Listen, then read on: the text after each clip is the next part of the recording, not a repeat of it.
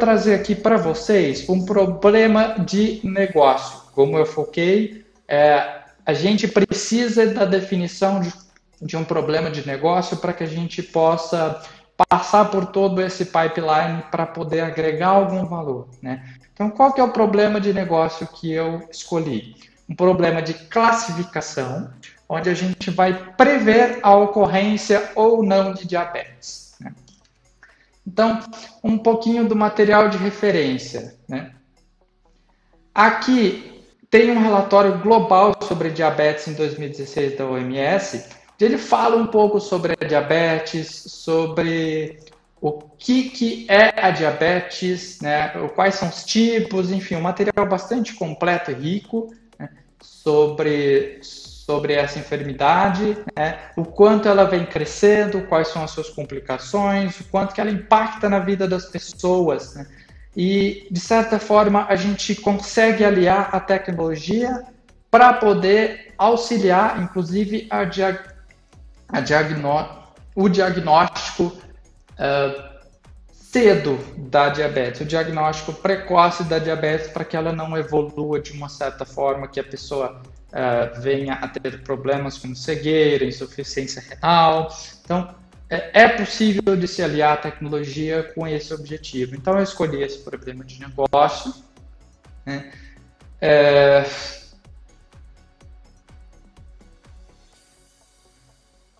Esse slide aqui era para deletar, tá? Não era para aparecer. Então, vou deletar ele. Eu vou voltar um pouquinho. Então, aqui eu escolhi um problema de classificação binária, né, onde eu vou ter um conjunto de dados que vai me falar se a pessoa teve ou não diabetes, com base em uma série de características. E nós vamos utilizar os nossos algoritmos de machine learning para poder prever a ocorrência de diabetes, né? Nós vamos treinar o modelo para que ele consiga prever a ocorrência de diabetes. Aqui um material de referência, né, do qual eu me baseei para poder fazer um estudo, né? É um relatório global sobre diabetes de 2016 da OMS, né? É uma situação panorâmica do país, né, tanto do nosso país como do mundo inteiro, né? Então a gente tem aqui os quadros de diabetes, né? Os casos, eles quadruplicaram de 1980 para cá. Então, assim, é um número que realmente preocupa e chama muita atenção. Todo mundo conhece alguém próximo da família, um amigo que tem diabetes, que precisa ficar tomando insulina, né? Tem uma série de complicações, né, que pode chegar até levar à própria morte, né? Amputação, insuficiência renal, cegueira. Somente no Brasil são 2 bilhões de diabéticos, então com certeza você teve contato com alguém que já tem, né? Em tempos de Covid também, quem tem diabetes também é um fator agravante, né? Principalmente por conta da pandemia que a gente está vivendo atualmente, né? Então vamos lá. Falando um pouquinho sobre o conjunto de dados que eu vou utilizar. Ele é um conjunto de dados público, ele está no UCI Machine Learning. Ele é um conjunto de dados que foi coletado de pacientes de um hospital de diabetes lá em Bangladesh. São um total de 220 pessoas, perdão. E além dessa classe, falando se a pessoa teve ou não diabetes, né, como positiva ou negativa, o conjunto de dados ele apresenta outras 16 enfermidades também nesse mesmo estilo, falando se a pessoa teve ou não teve aquela enfermidade. E a gente vai usar esse conjunto de dados para poder prever se a pessoa teve ou não. Problema de classificação binária, se ele é positivo ou negativo para diabetes. E agora nós vamos para o código, né? Aqui eu estou usando o ambiente do Visual Studio Code, né? Depois eu vou deixar os meus contatos para quem se interessar mais de como é que utiliza esse ambiente, para quem está começando agora, e para aqueles que já usam ele há bastante tempo, existe como utilizar ele com um arquivo, com a extensão de Jupyter's Notebook, né, que são os meus preferidos. Então vamos começar. Aqui a definição do problema, né, prevendo a ocorrência de diabetes. Então aqui são os pacotes que eu estou utilizando e as suas respectivas versões, né? O Pandas na versão 1.0, o NumPy 1.18, o Matplotlib 3.2 e o Scikit-learn na versão 0.23. Se caso você for testar esse meu código, esse meu script que eu vou deixar para vocês, peço para que vocês instalem as mesmas versões para não ter problemas de incompatibilidades. Aqui são as bibliotecas que eu estou utilizando, aqui é onde eu importo todos os algoritmos, importo todas as bibliotecas e as classes que eu vou utilizar. E aqui a gente começa, né? A coleta de dados e análise exploratória. Né? Então, entrei lá no site, eu vou deixar o link aqui para vocês, onde tem o site, ele está aqui. Então, previsão de diabetes, aqui tem uma série de descrições sobre o conjunto de dados, como que ele foi coletado, né? Tem uma breve descrição. Eu vou deixar, o link está aqui para vocês, para quem quiser acompanhar. Então, entrei lá, baixei o arquivo com o conjunto de dados, coloquei na minha pastinha e estou lendo ele com o Pandas, né? Então, a primeira coisa que eu faço é ler o conjunto de dados. Para facilitar um pouco, eu traduzi as colunas, né, para que não tenha problemas de interpretação por conta do inglês. Então, o que a gente tem aqui? A gente tem uma série de outras enfermidades. Aqui no final a gente tem uma categoria, né, uma coluna chamada diabetes, que é a nossa coluna-alvo, que ela tem duas classes. Ela tem positiva e negativa, e todos os outros. Então, a gente tem uma série de enfermidades aqui. Por exemplo, poliúria, polidipsia, perda repentina de peso, fraqueza, polifagia, e todos eles são assim, ó, a pessoa teve ou não teve, né? Tem a idade, tem o gênero também, e tem uma série de outras enfermidades com a classificação teve ou não teve, e a gente vai usar essas características aqui até a obesidade, incluindo idade e gênero, para poder treinar o nosso modelo e depois ele vai prever com uma pessoa nova que não está nesse conjunto de dados se ela teve ou não diabetes. Então, no nosso conjunto de dados, a gente tem 520 registros, 520 linhas ou 520 pessoas e 17 características, das quais uma é a coluna que a gente quer prever, diabetes. Então, vamos dar uma olhada em quantas pessoas classificadas como diabetes positivas tem no nosso conjunto de dados, são 320, e negativa, são 200 pessoas. Né? Não temos nenhuma informação faltante no nosso conjunto de dados, particularmente eu escolhi um conjunto de dados um pouco mais simples para a gente poder trabalhar, que não requer tanto pré-processamento, mesmo porque não é o foco aqui. Quantos valores únicos nós temos aqui? Então, nós temos 51 idades diferentes. Já eu vou mostrar para vocês como é que estão distribuídas essas idades. E todas as outras colunas a gente tem duas classes. O tipo de objeto, idade a gente considera como sendo do tipo inteiro e os outros todos são do tipo categóricos, né? São os tipos de variáveis que a gente estuda lá em estatística, quando a gente começa a estudar para a ciência de dados. Aqui uma descrição da coluna de idades. A gente tem 520 registros para esta coluna, como a gente já tinha visto. Média de idade do meu conjunto, 48 anos. Desvio padrão de 12, né? Então seria média 48 mais ou menos 12. Esses são as idades que eu tenho dentro do meu conjunto.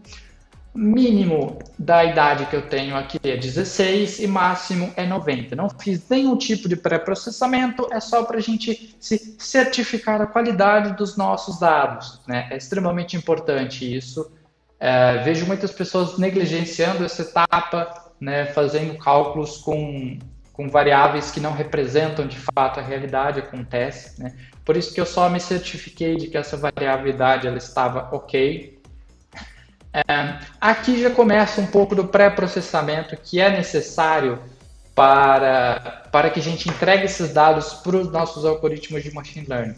Qual que é esse pré-processamento? Eu vou mapear as minhas classes. Por que eu vou mapear? Porque o algoritmo de machine learning, ele não entende texto. Então não adianta eu falar para ele sim ou não, não adianta eu falar para ele feminino ou masculino, que ele não vai entender. Então eu estou simplesmente mapeando, colocando uma classe como 0 e uma classe como 1. No caso de gênero, a gente tem que feminino vai ser 0 e masculino vai ser 1. Então, eu estou simplesmente substituindo. E aqui, onde eu tenho todas as outras enfermidades, onde é não, eu estou colocando como 0, e onde é sim, que ele teve aquela enfermidade, eu estou colocando como 1. Né? Utilizei aqui poucas linhas de código para poder automatizar um pouco a tarefa. E aqui é o nosso resultado final. Antes nós tínhamos aqui as categorias como sim ou não, né, do inglês, eu acabei não traduzindo.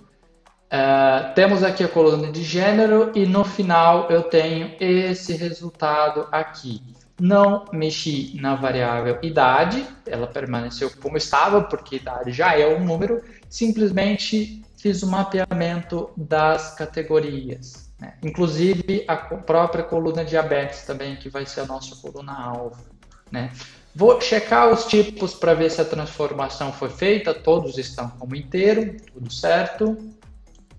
E aqui onde a gente já começa a nossa preparação para entregar o conjunto de dados para o algoritmo. O algoritmo ele requer que a gente entregue de forma separada, para que ele possa entender quem que é a minha variável alvo em específico, que nesse caso eu estou chamando de y, poderia chamar de qualquer coisa, mas o usual é chamar de y, né? Até para seguir um certo padrão. E todas as outras características eu estou chamando de x. Então, quem que é o meu x? O meu x é todas as características, exceto a diabetes, ela não aparece aqui no meu conjunto de dados. E aqui o meu y é somente o conjunto de dados, a coluna específica de diabetes. Lembrando do mapeamento, né, que eu fiz de 0 e 1 para sim e não, positivo e negativo. E nessa linha em específico, o que eu estou fazendo? Eu estou separando o meu conjunto de dados em dados de treino, para eu poder treinar o meu modelo, e dados de teste, para eu poder validar o meu modelo. Por que a gente faz isso? Né? Vou explicar de uma forma muito simples. Né? Porque quando você treina o modelo, você treina com aqueles conjuntos de dados. Então, de certa forma, ele já viu aqueles dados. Então, ele já conhece. E como é que você vai validar? Então, por isso que a gente separa o conjunto de dados em dados de treino e de teste, para que a gente valide o nosso modelo com dados que ele nunca viu antes. Então, a gente pega o nosso conjunto de dados, separa ele. No caso, eu estou usando uma separação de 20% para teste. E aí, o que acontece? Nesses 20% que eu estou separando, eu tenho a característica também diabetes. Só que aí eu vou lá no final, para poder comparar com o meu modelo, eu vou comparar as características que eu tenho do meu teste, que eu já conheço, com aquilo que o meu modelo vai prever, para poder saber se aquilo é algo, uma acurácia que eu posso aceitar ou não, ou qualquer outra métrica que eu possa aceitar ou não. Eu não posso fazer esse tipo de validação utilizando só os dados de treinamento, porque o modelo já conhece. Eu já treinei o meu modelo com aqueles dados, então ele já aprendeu os padrões. E aí, como é que eu vou testar com dados que o modelo já viu? Né? Faz sentido, depois que você começa a entrar nessa área, isso faz muito sentido. Lógico que aqui dá para se explorar muito, tem divisão, aqui eu estou fazendo uma divisão randômica, mas existe vários e vários tipos de divisão que podem ser feitas, não é o objetivo aqui. O objetivo aqui é apresentar um pouquinho para vocês dos algoritmos, que é aqui onde a gente chega. Aqui são a lista de algoritmos que eu escolhi. Já defini alguns hiperparâmetros que eu testei previamente, né? O objetivo não é falar sobre os hiperparâmetros específicos de cada um, é mostrar mais na prática como que eles são aplicados. Então, escolhi alguns algoritmos aqui, como por exemplo o KNN, eu defini o número de vizinhos mais próximos como 3. Escolhi também duas máquinas de vetor de suporte, um com kernel linear e um com kernel RBF. Depois eu vou explicar para vocês o que é cada um, o que diferencia cada um. Uma árvore de decisão, um random forest, ou traduzindo uma árvore, uma floresta aleatória, que seria um conjunto de árvores de decisão. Redes neurais, naive Bayes, um classificador baseado em probabilidades. E o QDA, que é a análise discriminante quadrática. Aqui eu já defini alguns hiperparâmetros que eu testei previamente, não quis trazer aqui para não aumentar muito a complexidade, a ideia é simplesmente focar nos algoritmos. Aqui tem abaixo uma documentação para cada um desses algoritmos, então eu preparei aqui, tem a documentação do KNN, lá do próprio scikit-learn, onde a gente consegue entrar e visualizar cada um dos parâmetros, como que eles são aplicados, os atributos, as classes, tem vários exemplos. Fiz isso para cada um deles. Aqui a máquina de vetor de suporte, SVC, árvore de decisões, Random Forest Classifier, ou conjunto de árvores de decisões. Fiz isso para cada um deles. Então, se você quiser pesquisar um pouco mais sobre os hiperparâmetros, sobre o que cada um deles faz, eu comecei assim também, né? A gente tem que ir pesquisando, testando, estudando, vai se aprofundando, leiam livros, consulte a documentação. Eu, particularmente, antes de ir para qualquer outra fonte de informação, eu pesquiso na documentação, né? Eu sei que muitas pessoas gostam de usar o Stack Overflow, o próprio Google para pesquisar. Eu prefiro ir direto na fonte, na documentação, muito bem explicada. Essa documentação do scikit-learn serve como parâmetro para quem quer começar, para quem quer iniciar. Então, aqui, o que eu estou fazendo? Eu estou pegando aqui de cima, para cada um desses caras aqui, para cada um dos meus algoritmos, eu vou treinar eles e vou calcular as métricas e vou fazer uma série de plotagens, vou plotar a matriz de confusão também para a gente começar a enxergar o que cada algoritmo ele está nos trazendo como resultado, né? Então, aqui eu treino o meu modelo, aqui eu calculo a minha métrica, eu escolhi a minha métrica como Area Under the Curve, que é uma métrica muito utilizada em classificação. Aqui eu estou fazendo algumas previsões para a gente poder testar o nosso modelo. Estou plotando aqui a minha matriz de confusão, isso para cada modelo, tá? E aqui eu estou plotando a área, a minha ROC, que é a minha curva. Aqui eu estou plotando a minha curva ROC, que é uma curva bastante utilizada também como uma forma visual da gente avaliar. Não a única, mas uma forma da gente avaliar se o nosso modelo ele está adequado ou não. E aqui eu imprimo todos os gráficos, já nós vamos olhar cada um deles, e também imprimo uma série de outras métricas para a gente poder levar em consideração. Então, começando aqui com o KNN. O KNN ele nos trouxe uma valor de área under the curve, AUC, de 0.9526, e aqui tem a matriz de confusão do meu algoritmo. Tem também a curva ROC dele. Quanto mais para cima e para a esquerda, mais próximo desse ponto aqui tiver, melhor vai ser o meu algoritmo. Então, fiz isso para cada um deles, né? Já a gente vai interpretar essa matriz de confusão. Aqui tem uma série de outras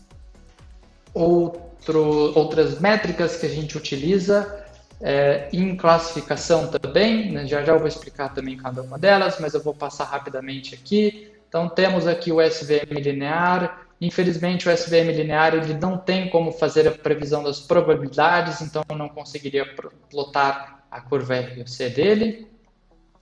Aqui o SVM com kernel RBF, né? Então eu fiz isso para todos eles, trouxe todas as métricas, árvore de decisão, Random Forest também, todas as métricas dele, rede neural, aqui o classificador Naive Bayes e aqui o QDA, análise discriminante quadrática, né? Então aqui algumas análises prévias, né? Como é que eu escolhi? A gente tem uma série de algoritmos aqui, então a gente precisa escolher algum deles, né, para ser o nosso algoritmo final que a gente vai usar como modelo, né? Então, basicamente, o que significa essa matriz de confusão? Essa matriz de confusão, para quem nunca viu, é uma matriz onde eu tenho os valores que foram verdadeiros, né, que eles são de fato verdadeiros e que o meu modelo previu como verdadeiro. Então, por exemplo, para esse caso do Naive Bayes, que teve uma métrica AUC de 0,95, com esse algoritmo específico, o meu modelo ele tinha 28 casos positivos que foram, ele tinha 28 casos que a pessoa não tinha diabetes e que o meu modelo previu de forma correta. Então, foram 28 casos para esse algoritmo específico e 67 casos em que o algoritmo previu como correto quando a pessoa tinha diabetes, no caso 1, né? Lembrando que eu fiz um mapeamento, 1 é para quando a pessoa tem diabetes e 0 é para quando a pessoa não tem diabetes. Então, 67 casos positivos de diabetes foram previstos corretos pelo meu modelo. O que é agora esse 4 e esse 5? São os erros do meu modelo, né? Quando a pessoa de fato tinha diabetes, o meu modelo ele previu erroneamente 4 vezes, né? Como a pessoa realmente tinha diabetes, o meu modelo falou, para essas 4 pessoas ele aprendeu que elas não têm diabetes. Então, são erros que o meu modelo comete. E da mesma forma, o contrário aqui. A pessoa ela não tinha diabetes, né? A classe verdadeira dela era 0. Então, para 5 pessoas que ela não tinha diabetes, o meu modelo previu que ele tinha diabetes, né? O modelo ele erra. Ele aprende padrões dos dados, mas ele não é perfeito. E a gente não espera que ele seja. Não existe um modelo perfeito. Existe um modelo que ele seja mais generalista possível. A gente quer pegar um modelo, a gente quer aplicar ele de uma forma generalizável, né? Então, existe problema de underfitting, de overfitting, que eu vou cobrir daqui a pouco, mas o modelo ele comete erros. Cabe a gente definir uma métrica que é aceitável, para a gente poder dizer se aquele modelo ele está adequado ou não, avaliar o tipo de erro, sempre focando no problema de negócio. Para esse negócio em específico, esse tipo de erro de falso positivo, de falso negativo, faz sentido ou não? O que eu aceito, o que eu não aceito, né? O que o meu negócio demanda, né? Fiz isso para todos. Aqui tem as métricas de Precision Recall para cada classe e vamos seguindo aqui. Dentre todos esses algoritmos, aqui eu coloquei um pouquinho das métricas que eu utilizei, né? Quais foram as métricas utilizei a métrica de validação cruzada com AUC para poder calcular esse valor aqui, esse valor de AUC que está aqui em cima. Utilizei a técnica de validação cruzada. Também tem aqui uma documentação sobre a plotagem de matriz de confusão, como que a gente plota a curva ROC, tudo isso tem na documentação. Então, se você tiver um pouquinho de interesse, se você quiser aprender um pouco mais, você vai explorar essa documentação, eu tenho certeza que você vai explorar. Aqui eu tive que escolher eu escolhi dois modelos promissores. Como que eu escolhi esses modelos? Um dos meus critérios para poder escolher o modelo, ele foi baseado na métrica AUC. A A métrica A ou C, ela é importante, mas ela não deve ser a única métrica. A gente tem que levar em conta as outras métricas também, mas também o problema de negócio em questão. Que aqui eu deixei claro aqui em forma de texto, depois eu vou distribuir esse Jupyter Notebook via GitHub para quem se interessar. Qual que é o nosso problema de negócio? Né? O nosso problema de negócio ele é prever diabetes. Né? Então, vamos parar para pensar um pouquinho. O nosso modelo ele vai cometer erros, a gente já sabe. Agora, qual tipo de erro que ele é mais importante para poder levar em consideração esse modelo? Então, pense você chegou lá em um médico tal, e o médico falou para você, olha, você tem diabetes. Né? Você tem diabetes. Quando, na verdade, você vai fazer os exames, e os exames comprovam que você não tem. Ou seja, o médico, que no caso aqui é o nosso modelo, o médico ele errou. E ele errou. É normal, o modelo ele erra. Né? Então, o nosso modelo, ele comete alguns erros, sim. E o que é mais relevante, né, para a gente considerar na hora de escolher um classificador? Qual que é o tipo de erro que eu posso aceitar? Né? Então, para esse caso específico, cometer um erro falso negativo é mais grave do que cometer um erro falso positivo. Né? Então, eu utilizei essas duas características para eu poder escolher esses dois caras. Eu coletei algumas informações sobre eles aqui em cima e eu levei em consideração essa métrica de precisão dessa classe em específico aqui. Por quê? Como está escrito aqui embaixo, né? Aqui, cometer um erro de falso negativo é mais grave do que cometer um erro de falso positivo. Ou seja, o meu modelo, ele tem que eu tenho que tentar zerar de alguma forma os erros de falso negativo, porque é um erro mais grave quando a gente analisa o problema de negócio em questão. Eu falar que a pessoa não teve diabetes quando na verdade ela teve. Então, esse tipo de erro ele é até inaceitável para o nosso modelo. Por isso que eu escolhi esses dois modelos. Eu avaliei as métricas e eu trouxe os dois modelos que atendem esses dois requisitos. Né? A gravidade do erro do falso negativo e a métrica de área under the curve. Né? Então, esses serão os nossos modelos finais que serão candidatos para eu fazer as previsões. Né? Aqui a gente entra com uma outra questão. Escolhi esses dois modelos, um deles tem uma métrica próxima de 100%. Né? Vamos dar uma olhadinha na métrica desses dois modelos, SVC e o QDA. Então, o SVC ele está aqui. Então, o SVC, na verdade, que é o Support Vectors Classifier, que é o SVM com kernel RBF, ele trouxe uma acurácia, uma métrica para mim de quase 99% de precisão. Né? Então, o que isso significa? Que o nosso modelo está quase acertando todos os casos. Isso nem sempre é bom para esse algoritmo específico. Né? Já vou explicar para vocês o porquê que isso não é bom.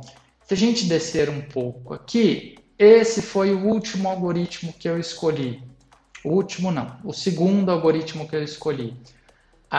O QDA, Análise Discriminante Quadrática, que ele vai traçar uma curva de forma quadrática para poder separar os nossos conjuntos de dados. Então ele traça uma curva de forma quadrática, quem estiver de um lado da curva ele classifica como teve diabetes, e quem estiver do outro lado dessa curva ele classifica como não teve diabetes.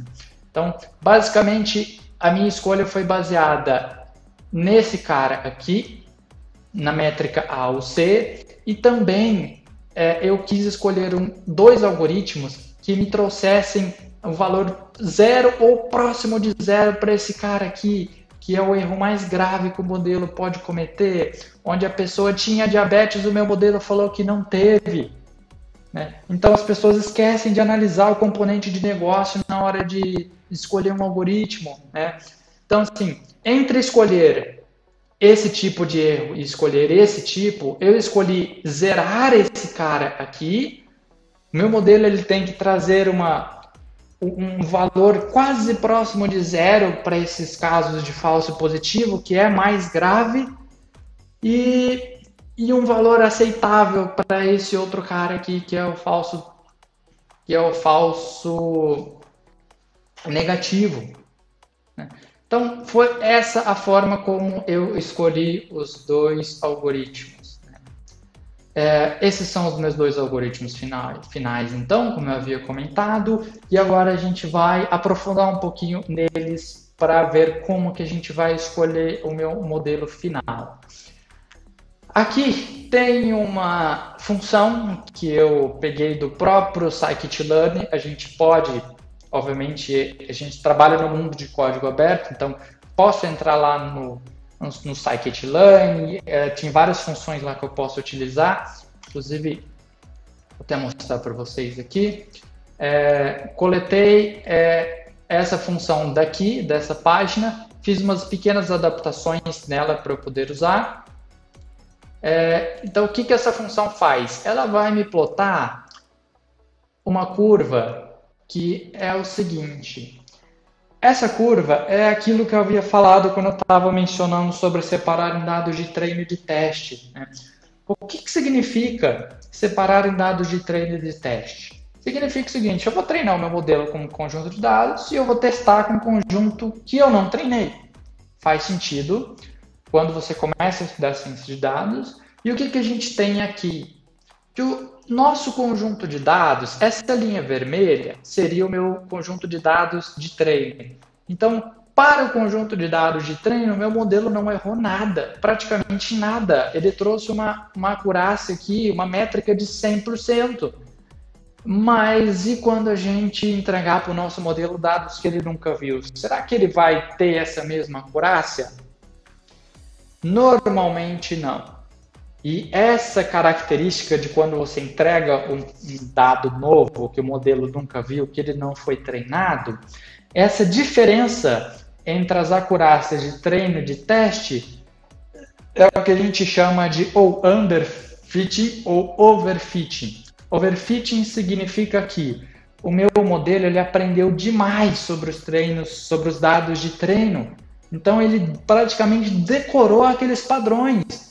Mas e aí, quando você entrega dados novos, né? Ele não sabe muito bem, ele vai ter um erro muito grande ali quando você entregar dados novos. E esse erro é justamente a diferença dessa linha aqui, a diferença dos pontos vermelho para o dado verde. O dado verde é o meu erro quando eu estou testando o modelo, quando eu entrego dados que o modelo nunca viu. Então, como que o modelo ele tem 100% de acurácia quando eu faço as métricas em cima dos dados de treino? Porque ele decorou, ele simplesmente decorou, ele não sabe mais nada daquilo. Então a gente entrega outros dados, ele tem uma queda praticamente de 20%. Isso é ruim, né? Isso é bastante ruim. Então eu não vou aceitar esse algoritmo de SVM com kernel radial. Fiz a mesma coisa para o outro, o algoritmo de QVA, né? E esse algoritmo ele apresentou um resultado muito mais satisfatório, porque a gente já percebe que quando até eu estou treinando o meu modelo, ele apresenta uma taxa de erro, que é normal. E aí, quando eu entrego dados novos, eu consigo diminuir essa diferença na acurácia, a diferença. Então, eu consigo diminuir essa diferença nas acurácias entre treino e teste. Significa que o meu modelo ele está mais generalizado. Ele não está simplesmente decorando os dados de entrada e de saída, né? Então, olhando essas duas curvas desses dois algoritmos que eu escolhi, eu escolheria o QDA, porque ele sofre...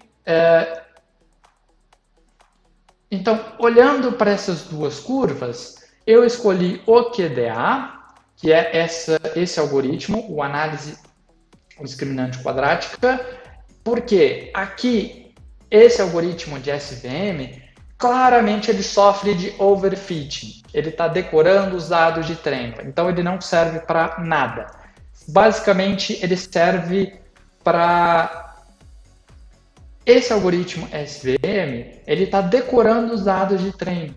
Então, ele não serve para você inserir dados novos e ter uma métrica que eu possa considerar como aceitável. Então, tendo em vista que eu escolhi esse algoritmo, agora o que eu vou fazer?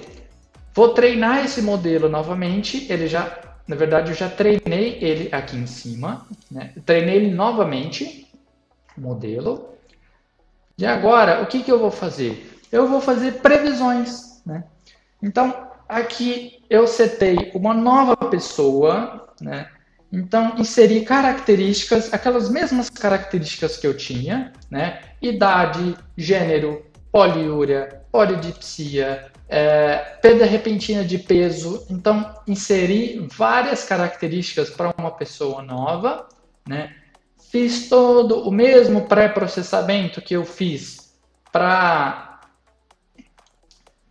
aquele mapeamento que eu fiz de pré-processamento, eu tenho que fazer também, porque é como o meu algoritmo espera receber os dados, como o meu modelo espera receber os dados.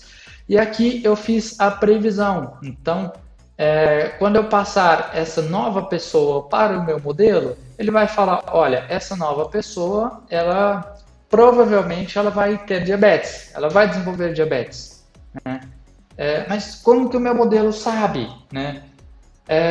Basicamente, ele construiu uma linha quadrática para esse modelo em específico, né? Ele traçou lá uma série de cálculos matemáticos e estatísticos, ele traçou uma linha no formato quadrático, e essa linha ela serve exatamente como divisória. Então, quando eu colocar uma pessoa no meu conjunto de dados, ele vai utilizar essa linha que ele calculou, e ele vai me falar, olha, essa pessoa ela está acima ou ela está abaixo da linha.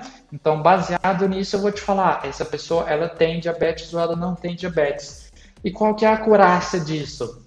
Né? A acurácia disso é a acurácia do meu modelo, né? Qual que é a precisão com que eu posso afirmar que essa pessoa ela vai ter o diabetes, né? Uma estimativa, né? Então, 98% de chances que ela vai ter diabetes. Então, meu modelo, ele está perfeito. Não, ele não está perfeito. Não está perfeito. Por quê? É aqui que entra de novo o problema de negócio. Não existe modelo perfeito. Todo modelo ele vai cometer um erro, né? Então, essa parte aqui é a parte que eu considero mais importante para quem está, principalmente quem está ingressando agora, né? Então, vamos lá. Análises e considerações finais, né? Então, apesar do meu modelo ele ter obtido uma precisão de 98%, né? Ele não, na minha opinião, é uma opinião pessoal aqui, ele pode não ser representativo. Por quê? Né? Porque quando a gente olha para o problema de negócio, prever diabetes, né? Primeira coisa, né? A quantidade de registros. A gente tem apenas 520 pessoas no meu conjunto de dados. Então, é muito pouco quando você vai treinar algoritmos, principalmente algoritmos mais complexos, né? Por que uma rede neural não me deu uma acurácia tão grande aqui, né? Porque a rede neural, ela tem a característica de que ela precisa de um volume de dados muito grande para que ela consiga superar as métricas dos outros algoritmos, né? Então, fala-se muito em rede neural, mas a rede neural ela é só para um conjunto muito grande de dados, né? Por isso que aqui até eu nem escolhi ela como meu algoritmo final, né? Então, quando a gente fala também sobre o conjunto de dados, né, apenas 520 pessoas de um único hospital, de uma única cidade, de um único país, né, de Bangladesh, de onde foram coletados esses dados, né, a gente não tem também informações de como que esses dados eles foram coletados, né? Pode conter, obviamente, um viés de amostragem. Às vezes as pessoas, como trata-se de um hospital só de diabetes, então tem a característica também da amostragem, né? E outra característica também, para aplicar esse modelo de fato, teria que ter testes estatísticos inferenciais para poder considerar que aquele conjunto de dados ele representa a população como um todo, né? Eu não posso simplesmente pegar esse modelo e aplicar ele em outra cidade, outro estado, outro país, porque tem várias outras características, inclusive, que influenciam a diabetes. Então, aqui a gente só olhou para a idade, gênero e uma série de outras enfermidades, inclusive tem até calvície, né? Calvície, poliúria, que é quando a pessoa começa a urinar de forma excessiva, polidipsia, são várias outras enfermidades que a gente tem no nosso conjunto de dados, mas que, quando eu parei para avaliar sobre o que é a diabetes e o que influencia a diabetes, tem outras características muito mais importantes até do que, por exemplo, calvície, né? Calvície, obesidade, até que pode ser que seja relevante, tem como a gente testar, né, através de estatísticas, utilizando algoritmos, a gente testar quais variáveis são mais relevantes e quais não são, mas quando eu parei para ler sobre o problema de negócio, eu coletaria mais dados para poder aprimorar esse modelo, né? Porque eu até deixei escrito aqui, vamos ler juntos. Outros fatores que não estão presentes no conjunto de dados originais podem ser relevantes para o desenvolvimento de diabetes, como hábitos alimentares e estilo de vida. Coletar maiores informações talvez ajudaria a ter um modelo mais generalizável e próximo do problema de negócio real. Ou seja, esse modelo ele tem poucos dados e os dados, eles, de certa forma, não são tão representativos assim para poder avaliar se o meu problema, eu consigo fazer classificações com esse modelo, mas existem características, olhando para o problema de negócios, que podem ser tão relevantes ou até mais do que essas características que eu tenho aí, né? Então, por exemplo, aqui é uma parte um pouco mais técnica, né, que existem outras técnicas, aqui eu trouxe só algumas, como o One Hot Encoding, que seria avaliar a influência de cada característica que eu tenho no meu conjunto de dados em separado, né? Então, por exemplo, eu quero avaliar se as pessoas do gênero feminino têm uma influência maior na previsão de diabetes, né?